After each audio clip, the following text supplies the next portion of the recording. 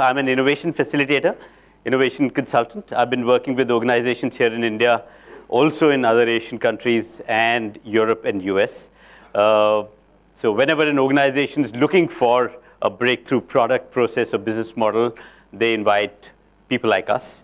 So I've worked with, I've done, I've with various kinds of organizations, mostly large organizations across industry spectrum. FMCG companies like Unilever in London, I've done a few projects with them. I've done projects with IT companies, consumer durable companies, service companies, all sorts. Also, I helped design the Innovation for India Awards in India and designed the methodology for it, which was again used by Forbes Global Innovation Awards that happened out of New York, which I anchored, and a whole lot of others. Very recently, I designed a methodology called Storm the Norm, which was released in or as a book. So in fact, I've called this session Storm the Norm after this book, which has just come out. So my talk today will bring alive the methodology, and I hope it'll help you. The methodology is really around looking at, there are organizations that come every once in a while that storm the norms of their industry, that challenge the fundamentals and cause disruption. What do these organizations do differently is the question. Now, today, when we are in 2016, we've seen a lot of innovation happen in the last century or so. So we have hindsight. We can see what have some organizations that have succeeded, what did they do right? What did they do differently? So what we've done is, in this book, we have 20 success stories, or Indian success stories. Most examples we come across are usually global stories. So what we did was we picked 20 Indian companies, and we stepped back, took a perspective building step back to see, is there a pattern in which these organizations go about storming the norms of their industry? What do they do differently? And we found a pattern. And that's what I will bring alive today for you. It's a 5-stage process. And we believe anyone who wants to storm the norms of their industry can do this by design. Now these kinds of disruptions or innovations or breakthroughs are not happy accidents. People do them by design. What do they do differently? This is something that I will bring alive today in this talk. I will also touch upon trends. The world is obsessed with trends, looking at what will, now in the next few years, what can we expect? And therefore, what are the opportunities that we as business people can leverage? Now, I did an article in Economic Times in which I wrote that tracking trends is a loser's game. Because really, by the time you discover a trend, it's too late. Someone is already riding it. Now, what are those deeper shifts in our society that successful businesses spot? Deeper shifts, not trends. Because by the time these deeper shifts become trends, as I said, it's too late. So what are those 9 deeper shifts that will change our world, that business people can today spot and leverage? So I'll talk about that. So there are 2 parts to my talk today. So let's begin with Storm the Norm, the first one. All right, so for this, let's do a quick exercise just to get our thinking going. For this little exercise, you'll have to forget your age and your maybe your designation in your organization, because these things can come in your way of being childlike. Now, this exercise expects you to be a little childlike. So are you ready for it, or would you rather be adults? Oh, always ready. Oh, great. Very good. So what I will do is I'll ask you some questions. No, I'll give you spellings of some words. And I would like you to scream out the word for me, just the way children do. Scream. By the way, screaming is allowed in this hotel. Did you know that? You didn't, right? It is. By the way, if it is not allowed, someone will come running and say, hello, what are you doing here? We'll say sorry. I mean, that's the principle of innovation, by the way. Did you know that? There's a principle of innovation that says, don't seek permission. Just do it and seek forgiveness. Because if you are waiting to seek permission, you'll wait forever. So most disruptors just go ahead and do it. And if they have caused some unintended disruption, they seek forgiveness. Now, that's another way of doing it. All right, let's start. I'll give you spellings, and you give me the word. These are simple words, and you scream out the word together. And if you don't do it together, we'll keep repeating the word until you do it together. Is that good? All right, let's start. J-O-K-E. Joke. Very good. Now together. J-O-K-E. Joke. Very good. J-O-K-E. Joke. J-O-K-E. Joke. J-O-K-E. Joke. P-O-K-E. Joke. P-O-K-E. Joke. P-O-K-E. Joke. Pepsi's competitor. Joke. Very good. Pepsi's competitor. Joke. Pepsi's competitor. Joke. Pepsi's competitor. Joke. What's the white of an egg called? Yolk. What's the white of an egg called? Yolk. Together. What's the white of an egg called? Yolk. Pause. What is the white of an egg called? What color is the egg yolk? What color is the egg yolk? It's yellow, right? Yellow. So since when did it become white? I said, what's the white of an egg called? You said yolk. Why? It's called egg white. It's called albumin. Why did it become yolk for us? You asked for forgiveness. I forgive you. But why do you think it happened? Pattern. Absolutely. We are slaves of patterns. We get conditioned. God made us like that. We get conditioned very, very quickly. It just took us, what, half a minute to get conditioned? I created a norm here. We become slaves of norms. If it took us just half a minute to get conditioned and to create a norm, can you imagine what kind of conditioning can happen in an industry where you've been living for the last many years, doing the same thing quarter after quarter after quarter after quarter? Amazing kind of conditioning can happen. And after a while, we mindlessly just say or do things that are being said or done without thinking. Do you want to do it again? Shall we do it again? Yeah. It's a challenge. So this time, try and be a little mindful, not mindless. Conditioning can make us mindless. So let's be mindful. All right, let's start. S-I-L-K. I can see some of you are not engaging. Innovation doesn't mean you don't engage. It means you engage mindfully. All right. S-I-L-K. S-I-L-K. S-I-L-K. What do cows drink? Water. Oh, you're getting better. There you are. What do cows drink? Some of you were just about to say milk, and this guy says water. Now, this is what disruptors do. See, this is what happens when you become mindful, which is good. Right. Most people, when they say, what do cows drink, they say milk. Because they hear cow and then say milk. All right, let's go. What do you see here on the screen? You see China? You see US? You see India? What about the map? Upside down. All right. See, when we give a map like this to people, they usually instinctively turn it around and say, it's upside down. When they turn it around, they see that the map's now odd because the words are now upside down. And then they give the printout back to us and say, not printed right, something wrong with the map. There's nothing wrong with this map, by the way. We're just standing on the North Pole and looking down. The perspective is different. Sometimes when you change the perspective, the world seems to have changed. We found this map in an Australian atlas. And there was something very interesting written under the map. And I'll read that out for you. That points to an interesting mindset.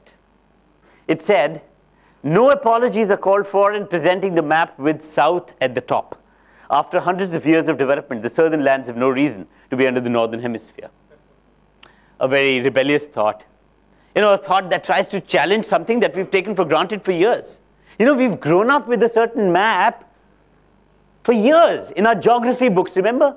In our atlases, the map that we were taught. We go to the same schools, we're born in similar households, we go to the same schools, we are taught the same things, and we become a whole lot of same kind of people. Our teachers taught us the same. They said, what's a world map, children? It's North America, South America, there's Africa, there's Europe, there's Asia, there's India there. and there is Australia. That's the map. If I blindfold you, you'll make the same map. If someone gives you a map like this, you'll say it's not right because it doesn't fit with your schema. So somewhere the schools have created a norm for who says this is the right map. In fact, it's not very precise. Did you know that? The current maps that we learn aren't precise, but these are norms that someone created. So how do we storm these norms? You know, in any industry, by the way, there are leaders and there are followers. In your industry also, I'm sure there are leaders and there are followers. And they have a nice game going. You know, a leader leads and follower follows. Followers keep saying they want to be leaders, but make them leaders for a few quarters, they'll be lost. They need the leaders to define things. So often. But every once in a while, a stormer arrives. A stormer arrives in an industry and shakes up the industry and starts to question the unquestionable. Starts to question things like these. Why should north be north and south be south? Why should Australia be called down under? It's okay up north, up south. Things that we've taken for granted for years, which are seen as facts and not as opinions. So stormers do that. You know, if you look at the history of innovation, and see, innovation now in the industry has become a buzzword. Everyone wants to innovate. Everyone wants to innovate because it's good to innovate, because the boss said you must innovate. Now, how did industry come up with this word innovation? Let me take you back to the Industrial Revolution time. You know, where innovation was that. Just watch that picture. That golden box was innovation. Innovation was product innovation was innovation. Any organization that came up with new products was innovative. So organizations spent a lot of time, money, and energy in products. As the world moved along, you know what the definition of innovation became?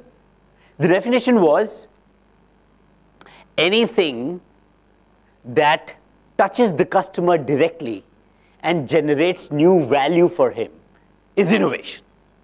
So you see, two operative thoughts: touches the customer and generates value.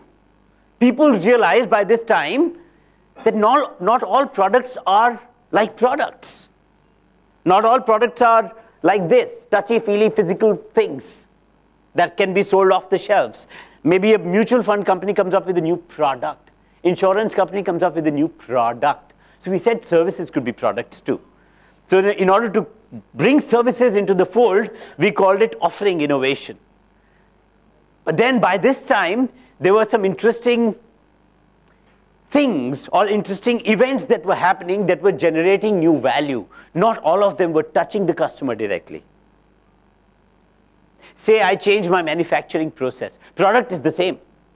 I change my supply chain process. Product is the same. But it generates new value for the company, and some of it goes to the customer. But maybe it doesn't touch the customer directly. So therefore, there was a time that then we said process innovation is a big thing too. It's not just product innovation. We can start to innovate our processes that can generate new value or unlock new value. By this time, companies like 3M came along and said exactly the same product. No, not 3M, sorry. Dell came along. So exactly the same product. I've changed my business model. Now, business model innovation was the next big thing. And this was amazing because business model innovation democratized innovation. When we say the world is flat, thanks to business model innovation, world is flatter today. You know, when I was growing up, and I'm 48 today, when I was growing up, I remember whenever, as a student, I would read these journals. I mean, they would paint a very bleak picture. India is 50 years behind the US. India is so many years behind Japan. And we would say, wow, really, 50 years? I'll be 80 by the time India kind of catches up with the US. And by that time, US would have taken more leaps. And where will we be?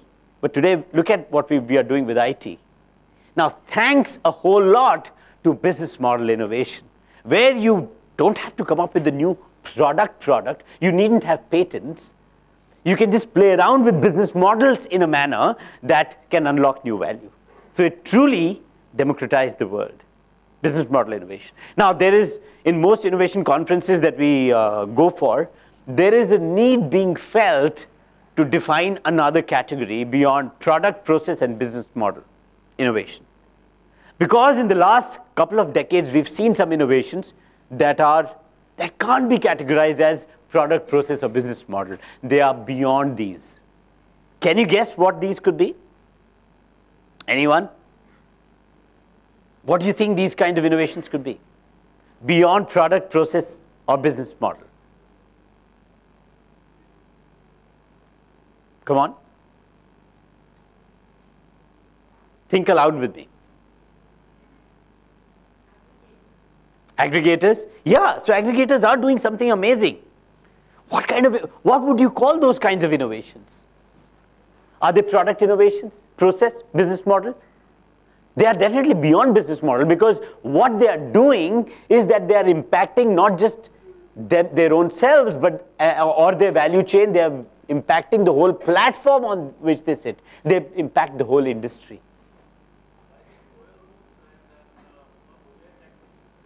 Yeah, so they are changing the world. Look at what the aggregators are doing. Look at what Google is doing.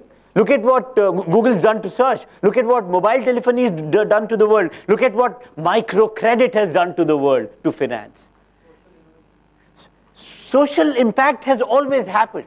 Even products created social impact. But there's something interesting about these innovations. They are beyond all of this.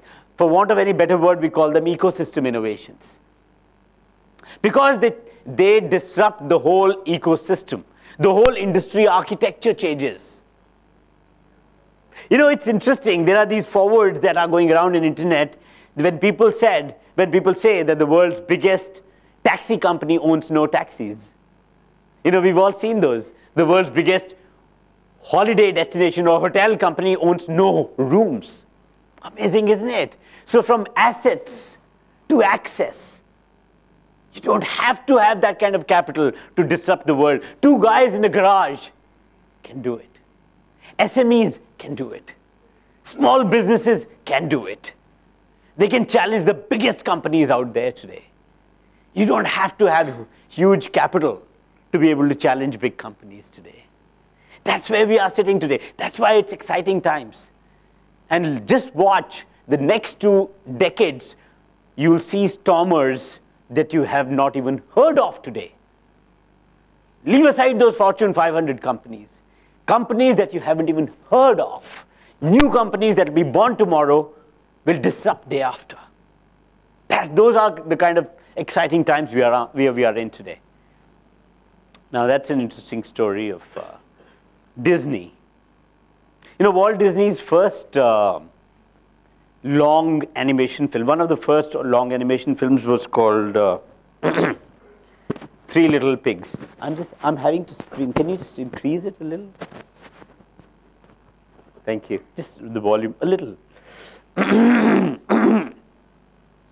The first film was called Three Little Pigs. And sometimes your product is a bigger success than you anticipate. So for this team also, they were surprised at the success of the film. Now, what happens in Hollywood and Bollywood when a film becomes a success? Part 2. Yeah, you're right. Sequels happen. Because the industry seems to have found a formula. Success formula.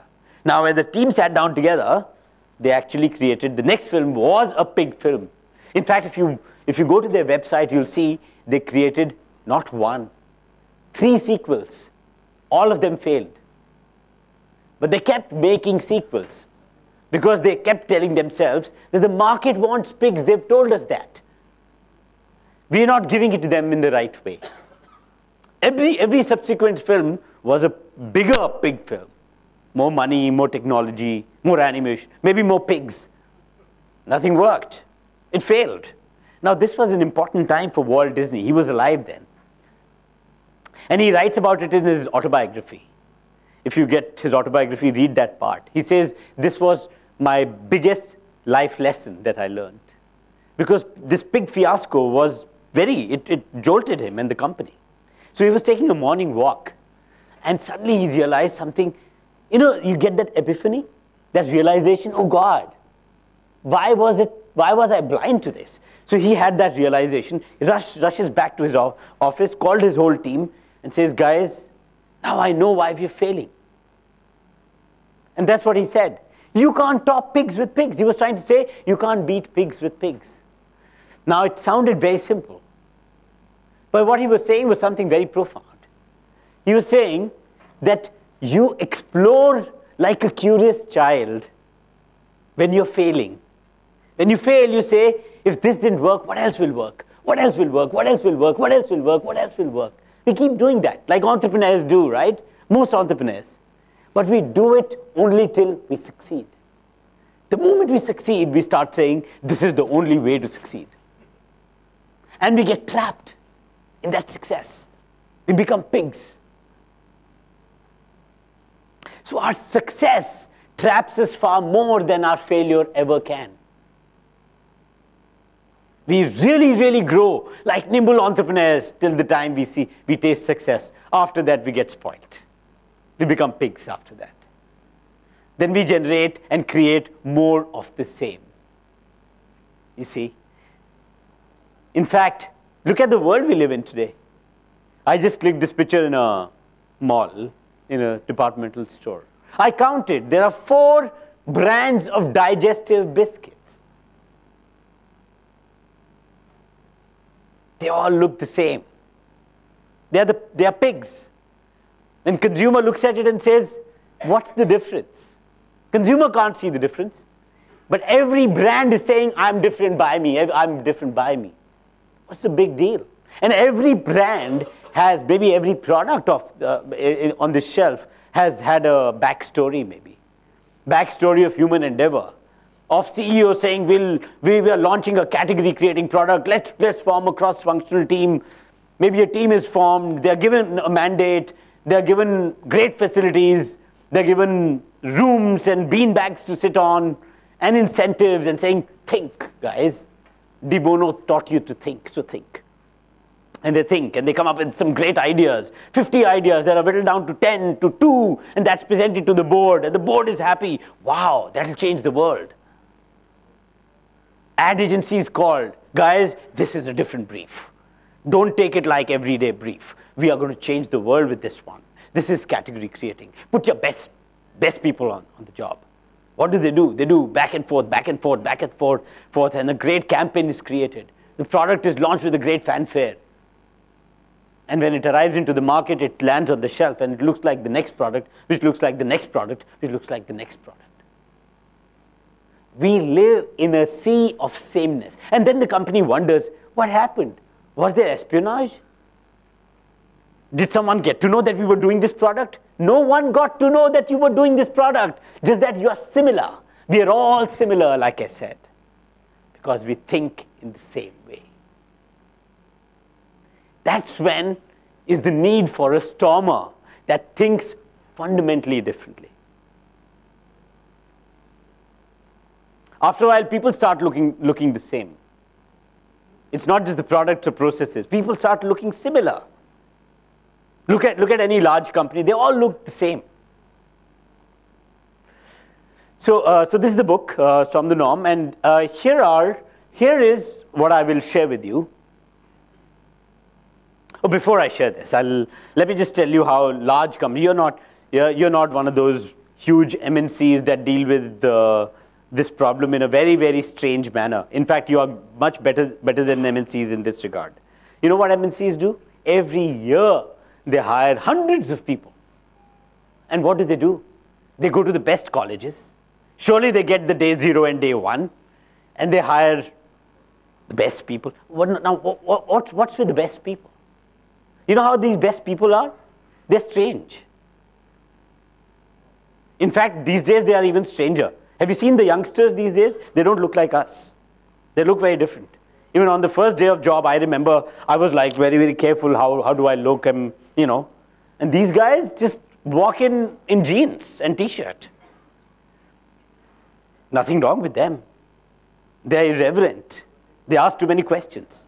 And sometimes the jeans are, You don't even know how they are being held up, only by willpower. So these guys just walk in, and people who've been around 10, 15, 20 years, and serious people, they look at this bunch of people and say, what's wrong with our recruitment policy? Where do we get this bunch from? And that bunch, which is excited, wants to make a big deal. I mean, it's joined a big company, bushy-tailed and glint in the eyes and bright-eyed people. They ask too many questions. Sir, but why do they don't? Oh, no, they don't say sir. They'll call you by your first name. Hey, Amit, why do we do it like this? Why can't we sell it like that? Why can't we go directly to the customer? Why? People say, what's wrong? And then the HR department comes in.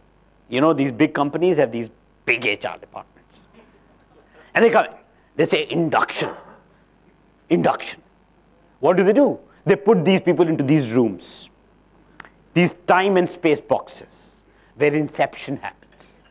Indoctrination. This is how we sell in this market. Okay? Okay. This is what we do. This is how it is sold. This is not what we are supposed to do.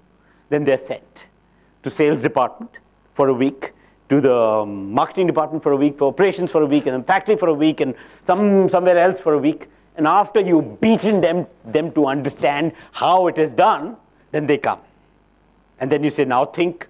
The poor guys just go oink, oink, oink, oink. And say, yeah, we understand that language. Now you speak our language. Because we've been speaking this language for years. Now the problem is when SMEs try to emulate MNCs or the big corporate. Say, now we become big, we should be like them. We should have their kinds of systems and processes. And then you end up copying all the bad things of an MNC. That's when you go from being a nimble, nice entrepreneur to being a poor copy of a big company. By the way, you'll never be them. You could, but the problem in the world is we are always trying to be like someone else. If we try hard to be like someone else, we end up being a poor copy of them. We are not our own originals, right? What is our uniqueness? That's the question. So let's look at how stormers storm the norm. Now, these are the places where small and medium enterprises have the biggest possibility of becoming challengers, because big company is complacent. They're saying, we know our success formula, we know what sells, and we sell millions of them. And that's when a challenger arrives, a stormer arrives, in the form of a small company. It all starts with a stale, stagnant market. Just look out for stale, stagnant markets. Now, how do you define stale, stagnant markets? Stale markets have norms that haven't changed for years. Wherever you see a sea of sameness, nothing has changed for many years, that is ripe for a storm. Commoditized offerings, mindless operations, and wafer-thin margins. Whenever you see that, that industry is ready for a storm. So this is it. This is about storm the norm. This is how companies storm the norm. I'll stop here.